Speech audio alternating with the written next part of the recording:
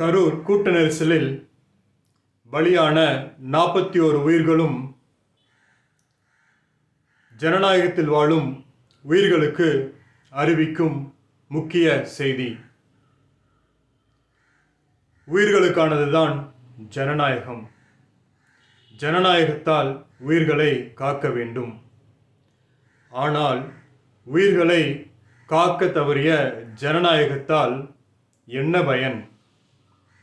ஒவ்வொரு உயிர்களும் உயர்வானது, மனித உயிர்கள் மேலானது என்ற ஒரு சிந்தனையோடு அனைத்து கட்சிகளும் அனைத்து அரசியல் தரப்பினரும் ஒன்று சேர வேண்டும்.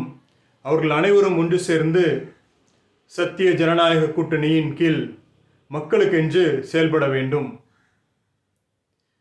சத்திய ஜனநாயக கூட்டணி என்ற பெயர் பிரச்சனையாக இருக்குமே, ஆனால் வேறு பெயரை வைத்துக் கொள்ளலாம். உயிர்களுக்கான குரலாய் ஒற்றுமையாக இருந்து செயல்பட வேண்டும். அப்படி செயல்பட்டால் மாத்திரமே தமிழ்நாட்டில் புதுமை பிறக்கும், புதுமை தமிழ்நாடு உண்டாகும். இல்லை என்றால் நமக்குள்ளாகவே நாம் புதிய புதிய கட்சிகளை தொடங்கி பிரிவினைகளை வளர்த்து கொண்டே போவோம். கட்சிகள் பிரிவினையை வளர்ப்பதற்கல்ல. உதாரணத்திற்கு, அன்று பல ஜாதிகளாய் பிரிந்திருக்கிற மக்களை ஒரு கட்சியின் கொடைக்குள் கொண்டு வந்தார்கள்.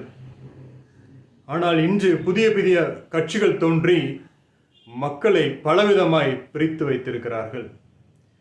பிரிவினை ஜனநாயகம் விரும்புவதல்ல. ஜனநாயகம் உயிர்களுக்கானது. உயிர்கள் மக்களிடமிருந்து பிரிக்கப்படுவதை ஜனநாயகம் விரும்பாது. சத்திய ஜனநாயகம் உருவாக வேண்டும். சமூகத்தில் சத்தியம் நிலைநாட்டப்பட வேண்டும். சமூக சத்தியத்தால் சத்திய ஜனநாயகம் நிலைநாட்டப்படும். நன்றி.